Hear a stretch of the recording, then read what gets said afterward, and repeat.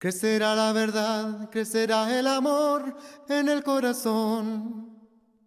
Tú has sembrado en mi vida la semilla mejor. Crecerá la verdad, crecerá el amor en el corazón. Evangelio de nuestro Señor Jesucristo según San Marcos, capítulo 2, versículos del 1 al 12. Después de algunos días, Jesús regresó a Cafarnaún. Se corrió la voz de que estaba en casa y se reunió tanta gente que no quedaba espacio ni siquiera junto a la puerta. Y Jesús les explicaba el mensaje. Le trajeron entonces a un paralítico que llevaban entre 4. Como era tanta la multitud y no podían acercarlo a Jesús, rompieron el techo de la casa donde él estaba y por el boquete descolgaron la camilla con el paralítico. Al ver la fe de esos hombres, Jesús dijo al paralítico: «Hijo, tus pecados quedan perdonados». Había allí sentados algunos maestros de la ley que pensaban en su interior: ¿cómo se atreve éste a hablar así? Está blasfemando. ¿Quién puede perdonar pecados si no solo Dios? Jesús, dándose cuenta enseguida de lo que ellos pensaban, les preguntó: ¿por qué piensan así en su interior? ¿Qué es más fácil, decirle al paralítico: tus pecados quedan perdonados, o decirle: levántate, toma tu camilla y camina? Para que sepan que el Hijo del Hombre tiene autoridad en la tierra para perdonar pecados, dijo entonces al paralítico: te lo ordeno, levántate, toma tu camilla y vete a tu casa. Él se levantó al instante, tomó la camilla y salió a la vista de todos, de modo que toda la gente, asombrada, glorificaba a Dios diciendo: jamás habíamos visto algo igual. Esta es palabra de Dios. El pasaje comienza presentándonos a 4 amigos que llevaban a un paralítico.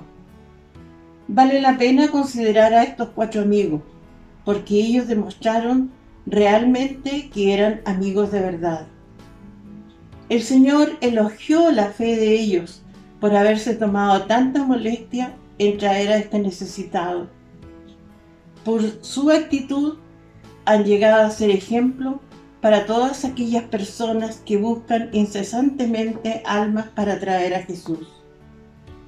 Notemos también su perseverancia en su desempeño, cómo superan todas las dificultades y obstáculos que se le presentan. La fe se manifiesta especialmente en las dificultades, como también la fe nos da las fuerzas necesarias para superar todos los obstáculos que se presentan en la vida. También aparece el paralítico. Su enfermedad lo dejaba impotente, privado de toda capacidad de acción y necesitado de la ayuda de los demás. En esto podemos ver cómo el pecado nos debilita y paraliza. Tampoco podemos pensar que el paralítico es una persona pasiva. El pasaje presenta 2 evidencias claramente de la fe de este hombre. En primer lugar, cuando Jesús le manda que se levante, que tome su camilla y camine, él lo hace inmediatamente, a pesar de que sabe que él está impositado para hacerlo, sino que reacciona inmediatamente, y con eso está evidenciando la fe que tiene hacia Jesús. También creemos que el paralítico estaba plenamente de acuerdo con sus 4 amigos para ir a Jesús para que él lo sane. O sea, aquí también demostraron su fe, porque si no hubiese sido así, Jesús no le habría declarado el perdón de sus pecados. La fe en Jesús cambió totalmente, radicalmente la vida del paralítico. El paralítico que había entrado traído por sus 4 amigos, sale caminando en sus propios pies. Había entrado como un pecador y sale justificado y perdonado de todos sus pecados. Cuando alguien ha sido cambiado por el Señor, salvado por Él, este tiene que manifestarse con una nueva vida. Tenemos que andar como vivos entre muertos. Nunca podremos enfatizar suficientemente el perdón de los pecados si no es solo por la fe, sin obras. Pero una vez que se hace necesaria subrayar que la verdadera fe produce obras, de otro modo está muerta o no existe. La fe sin obras no existe, lo dice Santiago en su carta. Jesús y el perdón de los pecados. Cuando el Señor le dijo al paralítico que sus pecados eran perdonados, lo estaba haciendo sobre la base de su propio sacrificio en la cruz, porque aunque él estaba vivo, estaba muerto en la mente de Dios para hacer su sacrificio en la cruz. Pensando en esto, debemos reflexionar en las palabras que Jesús dice a los judíos. ¿Qué es más fácil decir al paralítico, levántate, toma tu camilla, o decirle, tus pecados te son perdonados? Para nosotros, cualquiera de las dos cosas son difíciles, pero para Jesús tomó la determinación que era la más difícil, que era el perdonar los pecados. Él estaba pronosticando su muerte en la cruz.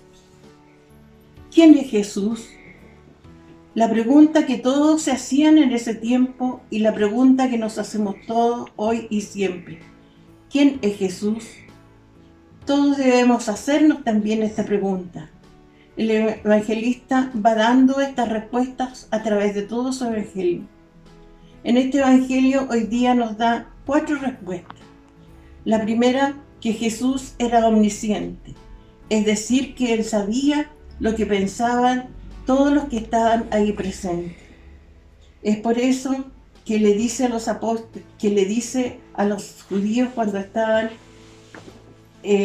Él hace el perdón de los pecados, cuando ellos piensan que está blasfemando, le dice, ¿por qué piensan eso en su interior? Tenía poder para sanar todo tipo de enfermedades. El Señor volvió a mostrar su poder al sanar nuevamente al paralítico. Estas eran sus credenciales que demostraban que Él era el Mesías que se había pronosticado en el Antiguo Testamento. Tenía autoridad para perdonar los pecados. Si hasta ese momento había mostrado su autoridad de poder en la esfera física sanando todo tipo de enfermedades, ahora lo iba a demostrar en su esfera moral al perdonar los pecados. En primer lugar, debemos observar que Jesús concedió al paralítico el perdón de sus pecados, actuando en su propio nombre. Esto marcaba una gran diferencia con la forma en que lo hacían los siervos de Dios en el Antiguo Testamento, que perdonaban y sanaban en nombre de Dios. El Señor usó bastante la palabra el Hijo del Hombre para demostrar su naturaleza humana, y también se refería al Hijo de Dios, sirviendo para esta expresión para demostrar su naturaleza divina. Nunca hemos visto tal cosa.